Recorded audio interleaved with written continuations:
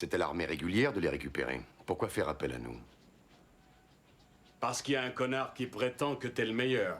Arnold Schwarzenegger, le géant, avec un adversaire enfin à sa taille, dans une jungle implacable, le Predator.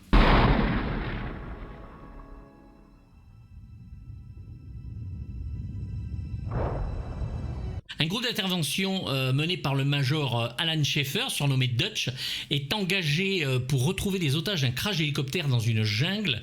Ratant le sauvetage de ces otages, et pour cause, il se retrouve chassé et traqué dans la jungle par une créature capable de se fondre dans le décor tel un caméléon. Dylan! Sale petit enfant de putain.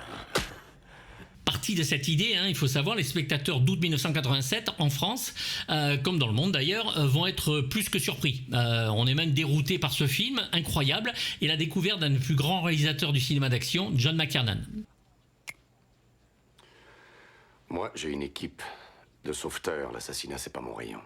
Moi, alors âgé de 19 ans, n'ayant aucun moyen de savoir ce que le film me réserve, il n'y a pas internet, on n'a que l'affiche pour essayer de se douter de quelque chose, ça me présente juste le dernier Schwarzenegger que je vais aller voir comme un gros bourrin que je suis après Commando.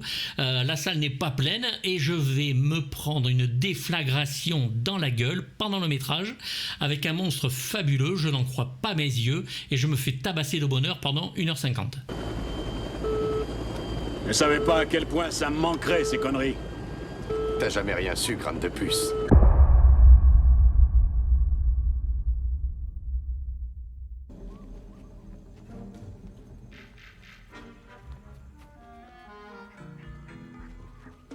Deuxième film donc, après son déroutant Nomads, et pourtant fascinant, avec Pierce Brosnan et Leslie Andon qui nous présentaient une sorte de secte mais qui était faite avec des fantômes.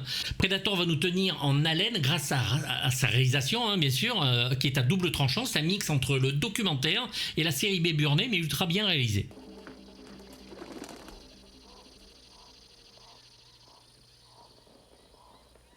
La jungle y est moite, elle est arborescente, c'est l'atout principal que McTiernan nous sert comme un mur permanent au passage des héros, et un monstre qui plus est se sert de celle-ci, de cette jungle. C'est un caméléon, donc on ne le voit pas.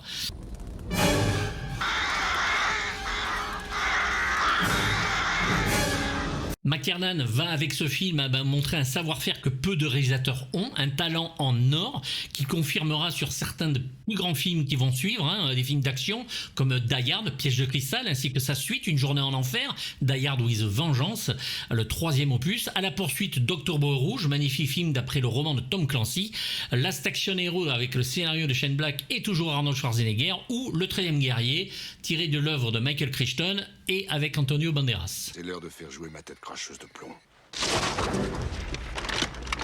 Il y a de la monnaie à rendre.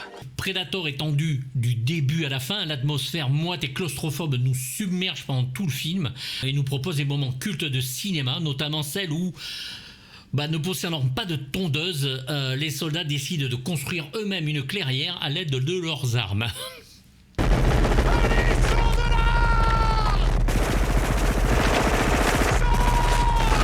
C'est un film qui est fait à l'ancienne, qui prend son temps et qui fait monter le suspense de manière exponentielle.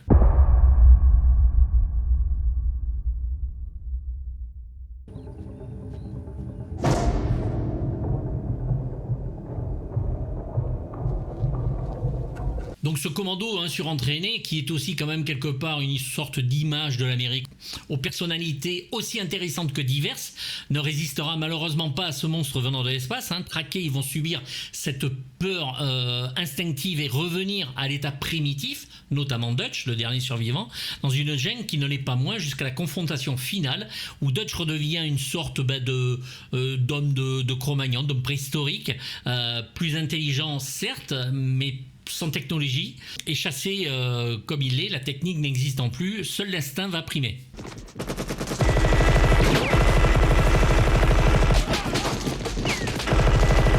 Alors Alors ce combat final entre Predator et Dutch reste effectivement un des duels les plus beaux et les plus brutaux du cinéma, digne des slashers les plus créatifs. Le Predator, grâce à sa vision, à l'instar du tueur comme Jason dans Les Vendredis 13 ou Michael Myers dans Halloween, va les chasser avec sa vision thermique. Lui, il les voit, mais comme si, comme s'ils étaient en blanc sur un fond noir.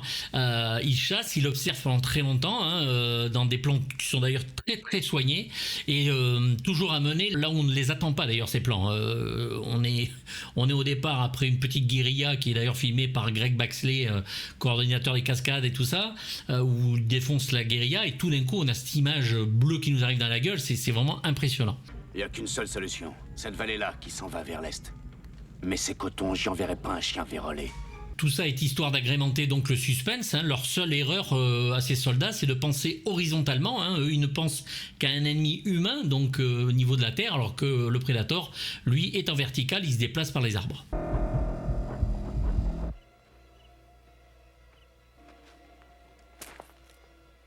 Jim et John Thomas écrivent une histoire baptisée Hunter, donc d'après une blague qui, après la fin de Rocky IV, les gens se demandaient qui est-ce qui va combattre après avoir dégommé Drago.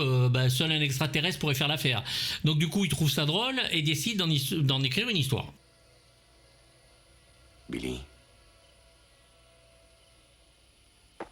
Mais qu'est-ce qui te chiffonne, mon Dieu? Alors c'est considéré aujourd'hui comme une relecture des chasses du comte Zaroff par les créateurs du premier King Kong de 1933, comme je vous l'ai raconté dans ma vidéo sur King Kong, où il réalisait les 2 films en même temps, où c'était un comte qui invitait des gens chez lui, puis les lâchait dans la jungle et les chassait avec son arc et ses flèches.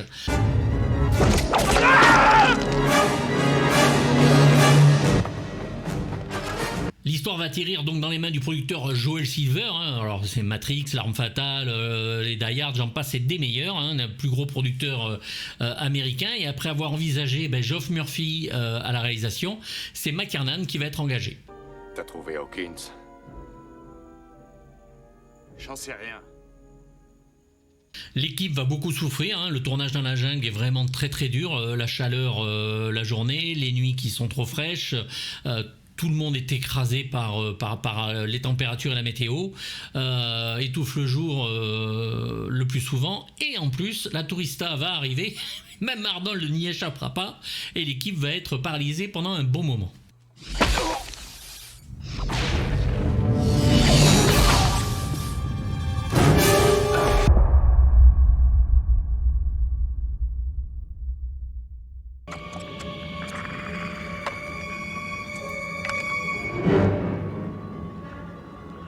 Alors le Predator, cette magnifique créature est jouée par Kevin Peter Hall, que l'on connaît pour ceux qui avaient suivi la série Misfits of Science, les Superminds à l'époque. Il est haut de 2,19 m et décédera malheureusement à 35 ans en 1991, peu de temps après Predator 2, des suites du VIH et d'une pneumonie lors d'une transfusion sanguine. Moi, j'ai vu son sang sur les feuilles. S'il peut saigner, on peut le tuer.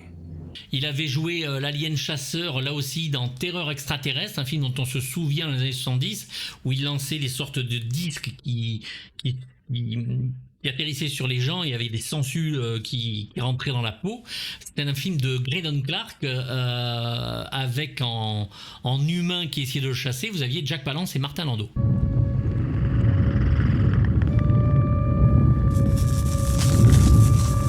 Mais à l'origine, le Predator n'a pas ce look. Il a même un look plutôt dégueulasse, une sorte de tête de chien, mélangé à une sorte de corps très humanoïde, mais pas intéressant. Il avait des yeux jaunes, moins agiles.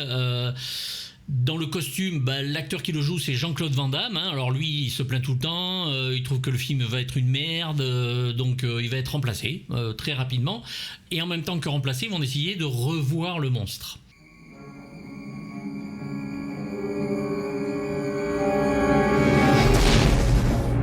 Donc la Fox commence à voir l'argent défiler, commence à se dire on va peut-être arrêter le film et tout ça. Et suite au conseil d'Arnold Schwarzenegger, McTiernan va rencontrer dans un avion James Cameron et Stan Winston et vont commencer à parler de dessins, de créatures et tout ça. Et c'est Cameron qui va proposer l'idée des mandibules.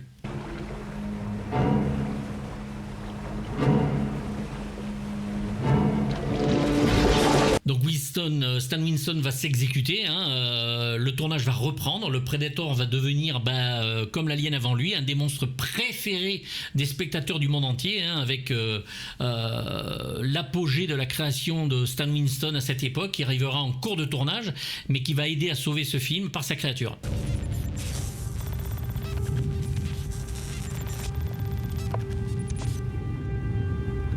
La gestuelle de Kevin Peter Hall, la façon dont le Predator se déplace, dont il utilise ses outils, est vraiment magnifique. On peut l'apercevoir d'ailleurs à la fin du film, c'est lui qui fait le copilote dans l'hélicoptère une fois que Schwarzenegger est ramené.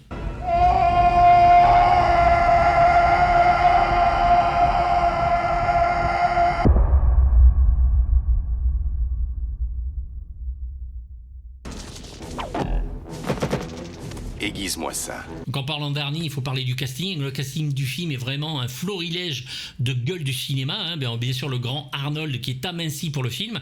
C'est l'un de ses meilleurs rôles, clairement. Il est extrêmement bien dirigé, ça se voit. Le personnage est un meneur d'hommes qui est respecté et intelligent.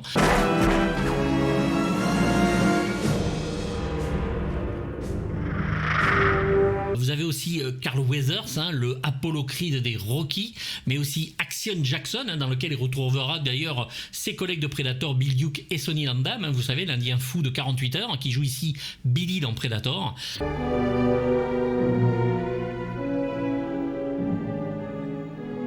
Vous avez aussi en geek et en nerd Shane Black, le futur scénariste de L'Arme Fatale, Last Action Hero, Au revoir à jamais, le dernier Samaritain et futur réalisateur de Iron Man 3, Kiss Kiss Bang Bang, voilà, et j'en passe. Le mec est en train de brouter sa nénette. Et il lui dit « Merde, il est énorme ton minet. Merde, il est énorme ton minet. » Peut-être. Moi, je me dis souvent que quand j'écoute les dialogues du Predator, je me demande quand même si Shane Black a pas rajouté 2-3 petites scènes de dialogue histoire d'eux. Et elle dit « Mais pourquoi tu le dis 2 fois ?» Et il dit « Ben je l'ai dit une seule fois. » Parce que déjà les siennes, bon, elles sont pas mal, mais voilà, je pense que Shane Black a dû travailler un petit peu sur le scénar. Mais ça n'engage que moi. Tu suis ? C'était juste l'écho, parce qu'elle... Donc Arnold Schwarzenegger et Bill Duke avaient joué ensemble dans Commando, qu'il avait fait avant le contrat, et Jesse Ventura, qui deviendra sénateur, retrouvera Arnold Schwarzenegger dans Running Man.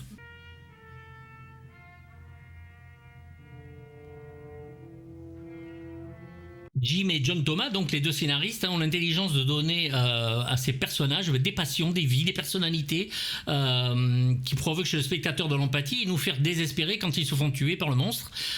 Tous les personnages sont identifiables, l'Indien, le Texan qui mâche son tabac, le geek qui lit ses comics et qui raconte des blagues tout le temps. Ils sont tous bodybuildés à mort, comme lors des retrouvailles de Butch et Dillon, en poigne de muscles luisants, nous faisant croire à un énième film de commando et de guerre dans sa première partie, et qui est assumé tel quel par John McTiernan. Terrain molli. La CIA te fait bosser dans la paperasserie. Les personnages vont apparaître souriants pendant le générique de fin. Ils nous sont présentés comme à titre posthume. C'est une idée absolument géniale qui prouve encore qu'un scénario bien écrit avec des personnages intéressants et qui le sont tout autant écrits engendre de grands films.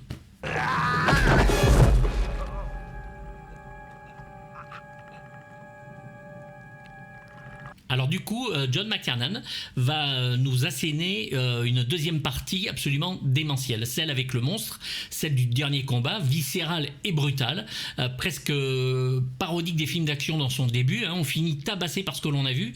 Le commando, au départ considéré comme invincible, hyper américanisé, et va finir aux inverses des croyances que l'on a dans le cinéma actuel. C'est-à-dire que McTiernan va rentrer dans un carcan habituel de films d'action pour finir en dégommant tout de l'intérieur. T'as pas une gueule de porte-bonheur. Donc les clichés explosent et McTiernan les détruit pour notre plus grand plaisir. Alors il est assez rare quand même d'assister à la naissance d'un réalisateur hors norme qui va dynamiter les codes des films d'action. Il y aura James Cameron aussi. Voilà, il y a plusieurs réalisateurs qui vont arriver dans les années 80 comme ça. McTiernan en fait partie.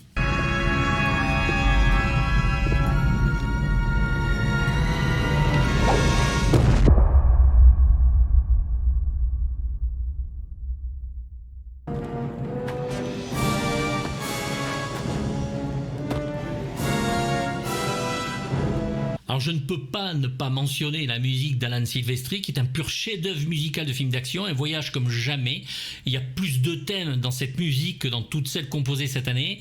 Chasse, mystère, cauchemar, piège, peur, action, enfin...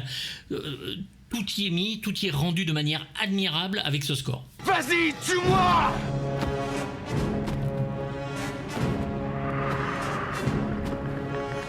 Vous avez les violons, les percussions tribales, les cuivres qui apparaissent soit pour un moment intime, soit juste pour annoncer justement ce commando militaire. Vous avez un générique de début qui est digne de toute formation militaire, hein, d'ailleurs. Hein. On a vraiment l'impression qu'on va assister à une marche dans les secondes qui vont suivre.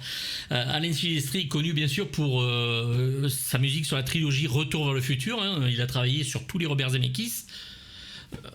Il a travaillé donc sur Roger Rabbit, hein, il a travaillé aussi sur Abyss, Predator 1 et Predator 2, qui est presque encore mieux au niveau musical, Ricochet, Forrest Gump, Le Retour de la momie, Beowulf, et dernièrement, pour ceux qui aiment les films Marvel, eh ben, il a fait le premier Avengers et la musique de Infinity War et Endgame.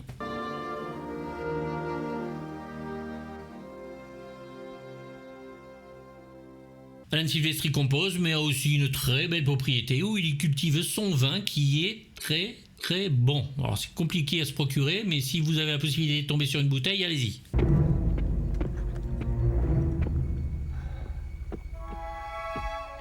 Il ne me voyait pas.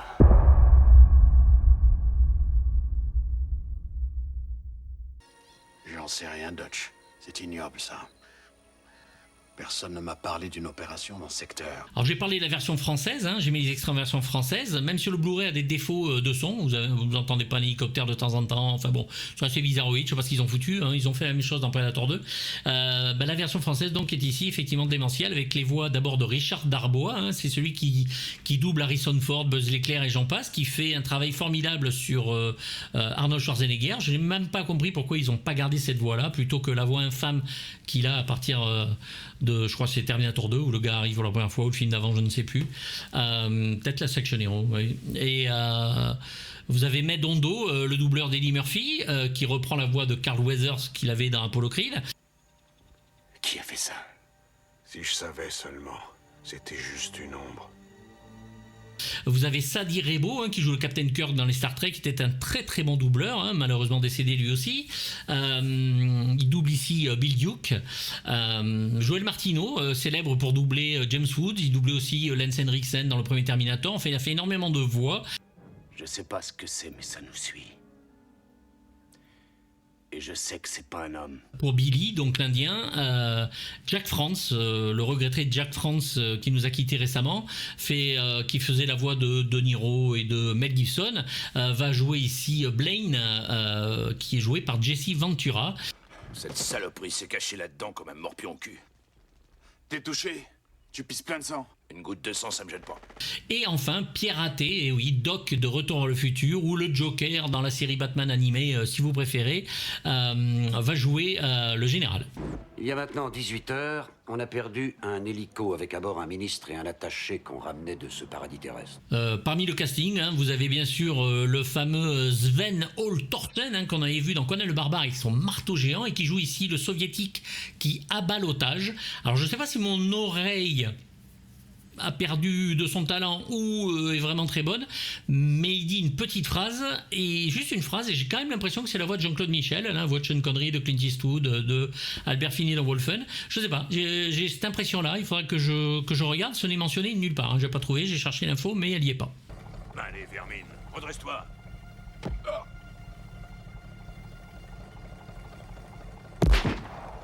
Donc voilà, Predator, film au rythme rapide, hein, qui nous donne une expérience cinématographique comme rarement vue à l'époque, puisqu'on part d'un postulat de départ classique, je veux dire hollywoodien, américain, le commando, les meilleurs, bodybuildé, machin et tout ça, et qui va nous tenir en haleine pendant tout le métrage.